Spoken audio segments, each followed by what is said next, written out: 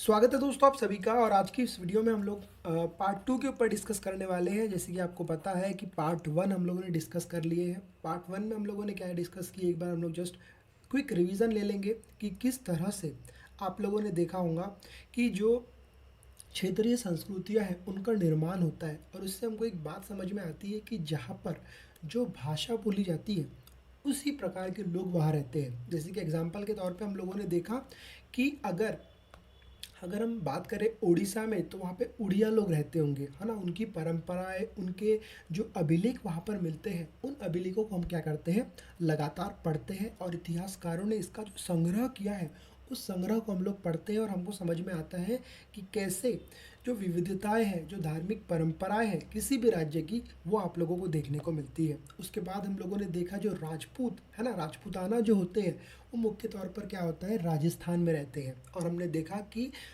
ऐसा बिल्कुल भी नहीं है कि राजस्थान में केवल राजपूत लोग ही रहेंगे, वहाँ पर विभिन्न प्रकारों के लोग रहते हैं, ये भी हम लोगों ने देखा। ठीक है, देन हम लोग आज बात करेंगे बंगाल के ऊपर, है ना। बंगाल में किस तरह से चीज़ें मिलती है, बंगाल में जो भाषा है, बंगाल में जो आप लोग देखोगे किस तरह से वहाँ की प्रारंभिक, है ना, प्रारंभिक चीज़ों का आज हम लोग इस वीडियो में डिस्कस करेंगे। ठीक है, तो बंगाल के ऊपर हम लोग बात कर रहे हैं एक क्षेत्रीय भाषा का विकास। जैसे हम लोगों ने देखा, है ना, उड़ीसा का एग्जाम्पल देखा, हम लोगों ने महाराष्ट्र का एग्जाम्पल देखा।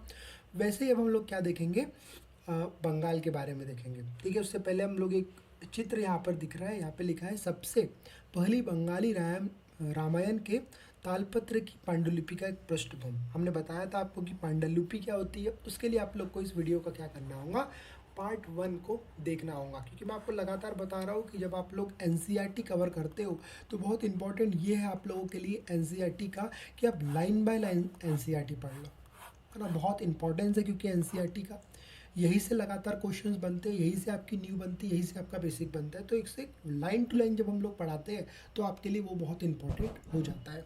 ठीक है, तो आज हम लोग देखेंगे बंगाल के ऊपर। जैसे कि हमने प्रारंभ में देखा है कि अक्सर क्षेत्रों के नाम वहाँ के निवासियों द्वारा बोली जाने वाली भाषा के ऊपर निर्धारित होती है। ठीक है, उस प्रकार हम लोगों ने देखा कि उड़ीसा में उड़िया बोली जाती है ना।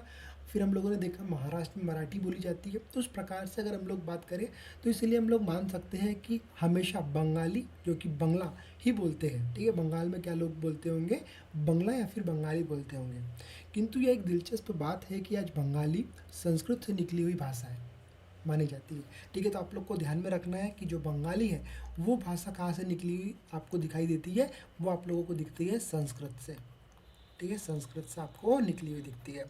उसके बाद प्रारंभिक, जैसे कि ईसा पूर्व प्रथम 17वीं के मध्य भाग से संयुक्त ग्रंथों के अध्ययन से पता चलता है कि बंगाल के लोग संस्कृत से उपजी हुई भाषाएं नहीं बोलते थे।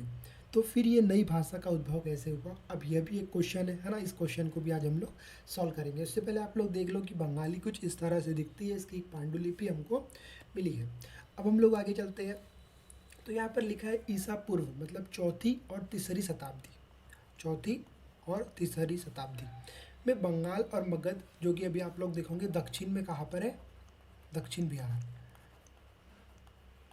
दक्षिण बिहार। ओके, सिर्फ बीच वाणिज्य संबंध स्थापित होने लगे, जिसके कारण संभव संस्कृत का प्रभाव बढ़ते गया। अब आपको पता है कि जब एक जगह से दूसरे जगह से यहाँ पे कोई भी चीज़ का लेन देन होगा, जैसे यहाँ पर लिखा है कि वाणिज्य संबंध बढ़ते गए, है ना। तो किसी भी प्रकार का संबंध होगा, तो अगर एग्जाम्पल के तौर पे यहाँ पर कोई भाषा बोली जा रही है, यहाँ पर कोई भाषा बोली जा रही है, और ये दोनों जब मिलते हैं तो यहाँ पर हो सकता है कि एक नई भाषा का क्या हो जाए, प्रारंभ हो जाए, है ना। तो ये चीज़ भी आपको समझना है कि किस तरह से लोग अगर मिलेंगे जुलेंगे तो भाषाओं का आदान प्रदान होगा, नई भाषाएं मिलेंगी। उसके बाद चौथी शताब्दी के दौरान गुप्त वंशीय शासकों ने उत्तरी बंगाल में अपना राजनीतिक नियंत्रण स्थापित कर लिया और वहाँ ब्राह्मणों को बसाना शुरू कर दिया। ठीक है, उसके बाद ब्राह्मणों को बसाना क्या कर दिया, शुरू कर दिया। इस प्रकार गंगा के मध्य घाटी के भाषीय तथा संस्कृत प्रभाव अधिक प्रबल हो गए। और 7वीं शताब्दी में चीनी यानी हुन सॉन्ग, याद रखना है आपको, ठीक है, हुन सॉन्ग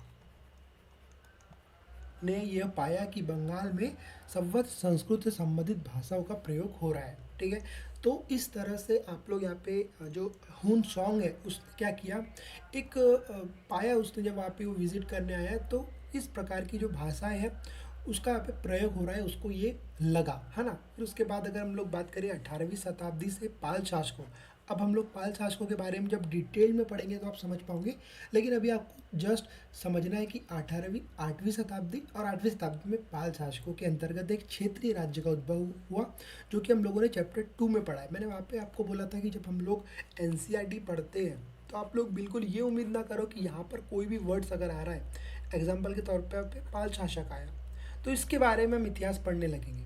आपको जस्ट यहाँ पर समझना है, ठीक है, पाल शासक याद रखना है, नोट्स में लिखना है।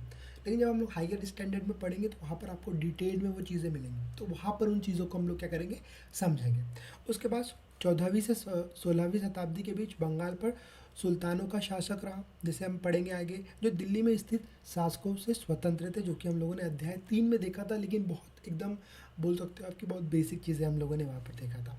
उसके बाद 1586 में जब अकबर ने इस प्रदेश बंगाल को जीत लिया, है ना, ये भी हम लोग पढ़ेंगे कि किस युद्ध से जीता, तो उसे सूबा माना जाने लगा। उस समय प्रशासन की जो भाषा थी वो फारसी थी, लेकिन बंगाली एक क्षेत्रीय भाषा के रूप में विकसित हो गई। तो आप लोग देख सकते हो कि जो बंगाली भाषा है उसका विकसित किस तरह से हुआ, उसका प्रारंभ कैसे हुआ, वो यहाँ पर हम लोग देख रहे हैं ना अभी।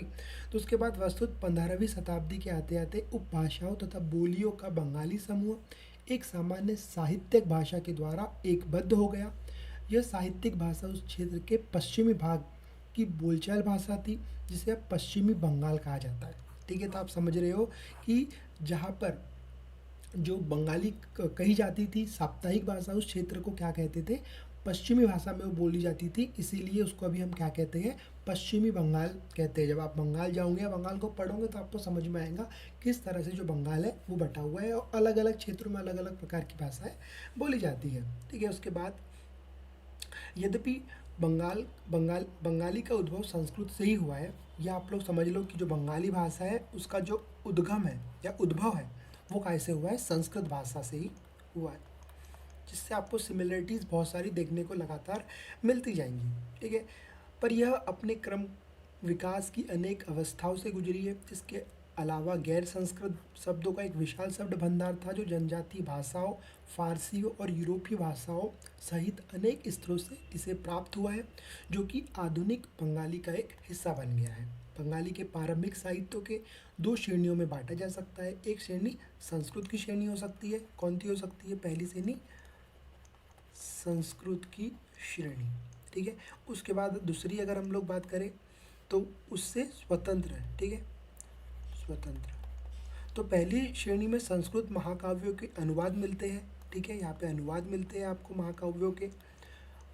उसके बाद शाब्दिक अर्थों में शुभ यानी मांगलिक काव्य जो स्थानीय देवी देवताओं को संबंधित है, और भक्ति साहित्य जैसे गौड़ियों वैष्णव आंदोलन के नेता भी चैतन्य देव की जीवनियाँ, जो कि हम लोग अध्याय 6 में हम लोगों ने देखा था, शामिल है। दूसरी श्रेणी में नाथ साहित्य शामिल है, ठीक है, यहाँ पर आप लोग देखोगे कि जो नाथ साहित्य शामिल है, जैसे जैसे मनोमती, गोपीचंद के गीत, धर्म ठाकुर की पूजा से संबंधित कहानियाँ, परिकथाएं, लोक कथाएं, और आप लोग यहाँ पर इन सब चीज़ों को देखोगे। तो ये हम लोगों ने देखा कि बंगाल में किस तरह से जो बंगाली भाषा बोली जाती है, दक्षिण बंगाल में किस तरह से भाषा बोली जाती है, और वे किन शासकों के बाद किन चीज़ों से उसकी शुरुआत हुई, और इस तरह से हमने देखा कि किस तरह से जो बंगाल भाषा की जो शुरुआत हुई वो संस्कृत भाषा से ही हुई, ये हम लोग कह सकते हैं। उसके बाद अब हम देख लेते हैं जो मनोमेती, गोपीचंद और धर्म ठाकुर है। नाथ लोग सन्यासी होते थे जो तरह तरह के योगिक क्रियाएं करते थे, ठीक है। वह गीत विशेष जो अक्सर अभिनीति किया जाता है, यह बताता है कि रानी मैनमती के अनेक पुत्र गोपीचंद को अनेक बाधाओं के समक्ष संन्यास का मार्ग अपनाने को किस प्रकार प्रोत्साहित किया करते थे। धर्म ठाकुर एक क्षेत्रीय लोकप्रिय देव है जिनकी पूजा अक्सर एक पत्थर या काठ की पूर्ति के रूप में किया जाता है। तो ये आप बंगाल पढ़ोगे, बंगाल को समझोगे तो आपको जानने को मिलेगा कि किस तरह से जो मैनमती है, गोपीचंद है और धर्म ठाकुर है। अब एक क्वेश्चन है आपके लिए, उस क्वेश्चन को समझना है आपके विचार से। द्वितीय श्रेणी की कृतियाँ लिखित रूप में क्यों नहीं रखी जाती है, आपको बताना है। जैसे मैंने आपको बताया कि कौन सी 2 श्रेणियाँ थी, तो आपको बताना है कि जो दूसरी श्रेणियाँ हैं, ठीक है, उसमें कृतियाँ लिखित रूप में क्यों नहीं रखी जाती थी, ठीक है, ऐसे क्वेश्चनों का आपको लगातार सोचना है, क्योंकि आपको बिल्डअप करना है ना आपकी सोचने की प्रक्रिया, जिससे आपको जब आप लोग एग्जामिनेशन में लिखोगे समझोगे तो आपको वहाँ पर वो चीज़ और आसान लगते चलेंगी। उसके बाद पहली श्रेणी में ग्रंथों का काल निर्णय करना अपेक्षाकृत सरल था, क्योंकि ऐसी अनेक पांडुलिपियाँ पाई गई थी जिनमें यह इंगित किया गया था कि उनमें रचना 15वीं शताब्दी के उत्तरार्ध और 18वीं शताब्दी के मध्य के भाग में, ठीक है, बीच में की गई थी। मतलब लगभग अगर हम लोग देखें तो 15वीं शताब्दी और 18वीं शताब्दी के मध्य, मतलब 1850 के आसपास, है ना। उसके बाद दूसरी श्रेणियों की कृतियाँ मौखिक रूप से कहीं सुनी जाती थी, इसीलिए उनका काल निर्णय सही नहीं किया जा सकता है। ये खास तौर पर पूर्व बंगाल में लोकप्रिय थी, जहाँ ब्राह्मण का प्रभाव अपेक्षाकृत कम था। तो इस तरह से जो आप लोग देखोगे किस तरह से भाषा आई, संस्कृत से उसका रिलेशन किस तरह से है, और जो श्रेणियाँ हैं उनमें किस तरह से पांडुलिपियाँ पाई गई और उनको कैसे इंगित किया गया, है ना। और 15वीं शताब्दी के उत्तरार्ध और 18वीं शताब्दी के मध्य में के बीच वो की गई होंगी। उसके बाद दूसरी श्रेणी की अगर हम लोग बात करें तो मौखिक रूप से वो कहीं सुनी जाती थी, इसीलिए हम लोग इसीलिए काल निर्णय सही नहीं किया जा सकता, ये हम लोग यहाँ पे अनुमान लगा सकते हैं। अब हम लोग देखेंगे पीर और मंदिर। ओके, तो जब हम लोग बात करें पीर और मंदिर की, तो देखो पीर वो होते थे मुख्य तौर पर जो लोग, एग्जाम्पल के तौर पे अगर समझ लो एक मुख्य तौर पर बहुत सारे लोग हैं, है ना, बहुत सारे लोग हैं, और एग्जाम्पल के तौर पे कोई एक पर्टिकुलर पर्सन है जो कि इन सबको क्या कर रहा है अपनी बातों से या फिर अपना जो पावर दिखा के, है ना, मतलब इन लोगों को एग्जाम्पल के तौर पे इनको कुछ ज्ञान की बातें बताकर, है ना। तो ये सब चीज़ें जब होती थी और जब एग्जाम्पल के तौर पे कुछ उनको लगता था कि इनके पास कुछ चमत्कार या शक्तियाँ हैं, ठीक है, तो ऐसे तौर पर जब उन लोग उनको क्या कर लेते, पीर मान लेते थे, ठीक है। तो ये सब चीज़ों को भी हम लोग डिटेल में डिस्कस करेंगे। तो 16वीं शताब्दी से लोगों ने बड़ी संख्या में पश्चिम बंगाल के कम उपजाऊ क्षेत्रों को छोड़कर दक्षिणी पूर्वी बंगाल में जंगली तथा दलदली इलाकों में प्रवास करना शुरू कर दिया। उसके बाद ज्यो के पूर्व की ओर बढ़ते गए, वे जंगलों को साफ करके भूमि में धान की खेती करने लगे, और स्थानीय मछुआ तथा स्थानांतरीय खेती करने वाले लोग जो अक्सर जनजातीय थे, किसानों के नए समुदायों में मिल गए। तो इस प्रकार से लोग किस तरह से जो उपजाऊ क्षेत्र था उसको छोड़कर वे ऐसे जगह पर बसने लगे जहाँ पे दलदली इलाके थे, जंगल थे, जंगली लोग थे, वैसे वहाँ पर जाके हम लोग क्या करें, बसने लगे। इन्हीं दिनों बंगालों पर मुगलों का नियंत्रण स्थापित हो गया। आपको पता है कि मुगलों ने मुख्य तौर पर बंगाल के ऊपर उनकी काफ़ी नज़र थी, तो बंगाल पर भी उन लोगों ने क्या किया, अपना नियंत्रण स्थापित कर दिया। उन्होंने पूर्वी डेल्टा प्रदेश के केंद्रीय भाग में स्थित ढाका नगर में अपनी राजधानी स्थापित की। आखिरकार अधिकारी और कर्मचारी लोग भूमि प्राप्त करके अक्सर उसे क्या करते थे, मस्जिदें बना लेते थे। आप लोगों ने देखा होगा लगातार मुगल लोग क्या करते थे, वहाँ पर अगर उनका स्थानांतर हो गया तो स्थानांतर के रूप में वो क्या करते थे, भूमि को प्राप्त करते थे और वे मस्जिदें बना लेते थे, जो इन इलाकों में धार्मिक रूपांतरण के केंद्रों के रूप में काम आती थी। प्रारंभ में बाहर से आकर यहाँ बसने वाले लोग इन अस्थिर परिस्थितियों में रहने के लिए कुछ व्यवस्था तथा आश्वासन चाहते थे। ये सुख सुविधा तथा आश्वासन उन्हें समुदायों के नेताओं ने प्रदान की। ये नेता शिक्षकों और निर्णायक की भूमिका भी अदा करते थे। कभी कभी ऐसा समझा जाता था कि इन नेताओं के पास अलौकिक शक्ति है, जैसे मैंने आपको बताया। स्नेह और आदर में लोग इन्हें पीर कहा करते थे, तो इन लोगों को ही क्या कहते थे, पीर कहते थे, ठीक है। जब लोग आते हैं लोगों के पास और लगता है कि उनके पास बहुत अलौकिक शक्तियाँ हैं, उनके पास कुछ तो भी है, तो ऐसे में उनको लोग स्नेह और आदर से क्या कहते थे, पीर कहा करते थे। तो आप लोग को ध्यान में रखना है कि पीर किसे कहते हैं, ठीक है।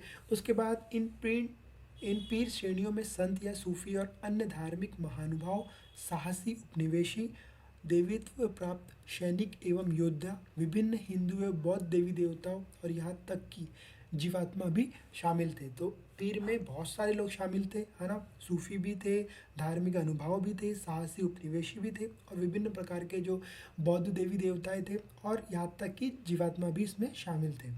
पीरों की पूजा पद्धति बहुत ही लोकप्रिय हो गई और उनकी मज़ारें बंगाल में सर्वत्र पाई जाती है।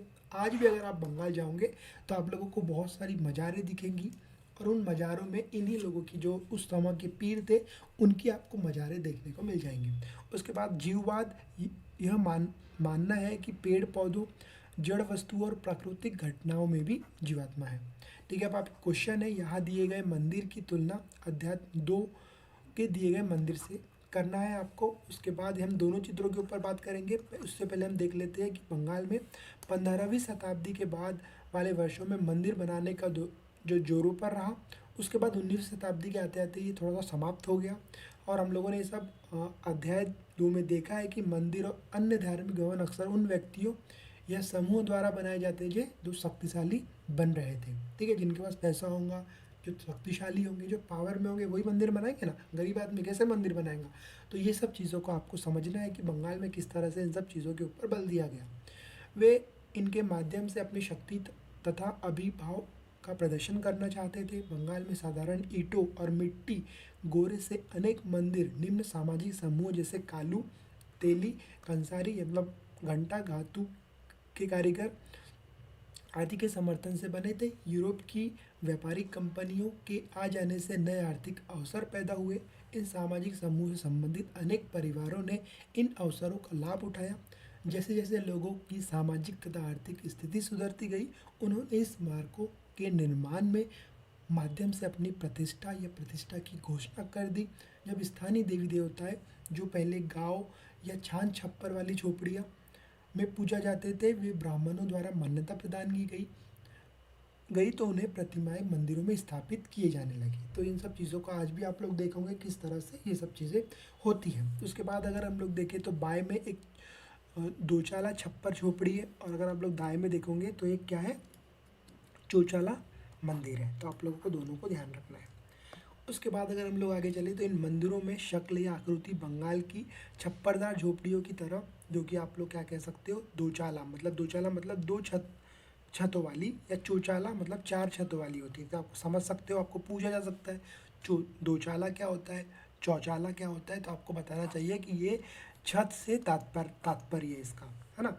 उसके बाद इसके कारण मंदिरों की स्थापत्य कला में विशिष्ट बंगाल शैली का प्रादुर्भाव हुआ, मतलब स्टार्टिंग हुई। अपेक्षाकृत अधिक जटिल चौचाला यानी 4 छत वाली ढांचे के 4 त्रिकोणीय छत 4 दीवारों पर रखी जाती थी। जैसे एग्जाम्पल के तौर पर 4 दीवारें हैं समझ लो आप लोग, उनके ऊपर क्या रखी जाती थी, छतों को रखी जाती थी। उसके बाद जो ऊपर तिरछी रेखा या एक बिंदु तक जाती थी। मंदिर आमतौर पर एक वर्गाकार चबूतरे पर बने जाते थे। उनके भीतरी भाग में कोई सजावट नहीं होती थी, लेकिन उनके मंदिरों की बाहरी दीवारें चित्रकारियाँ सजावटी टाइलों अथवा मिट्टी के पटरियों से सजाई होती थी। ठीक है, तो विभिन्न प्रकारों की जो आप लोग देखोगे सॉरी, तो आप लोग देखोगे उसमें किस तरह से जो सजावट है वो की जाती थी। अब सजावट हो गई, अब हम लोग देखेंगे मछली भोजन के रूप में। तो परंपरागत भोजन संबंधी आदतें आमतौर पर स्थानीय रूप से उपलब्ध खाद्य पदार्थों पर निर्भर करती थी। बंगाल के एक नदीय मैदान है, आपको पता है कि बंगाल कई आपको नदियाँ मिल जाएंगी यहाँ पर, समुंदर से भी अगर आप लोग देखोगे तो कुछ ज़्यादा दूर नहीं है। तो इस तरह से वह स्वाभाविक है कि इन दोनों वस्तुओं को गरीब बंगालियों की भोजन सूची में ही प्रमुख स्थान प्राप्त है। मछली पकड़ना यहाँ प्रमुख धंधा रहा है। आज भी आप लोग देखोगे तो बंगाल में मछली पकड़ना एक प्रमुख धंधा आज भी है, और बंगाली साहित्य में मछली का स्थान उल्लेख मिलता है, मतलब पहले से ही मछली का स्थान यहाँ पे देखा गया है।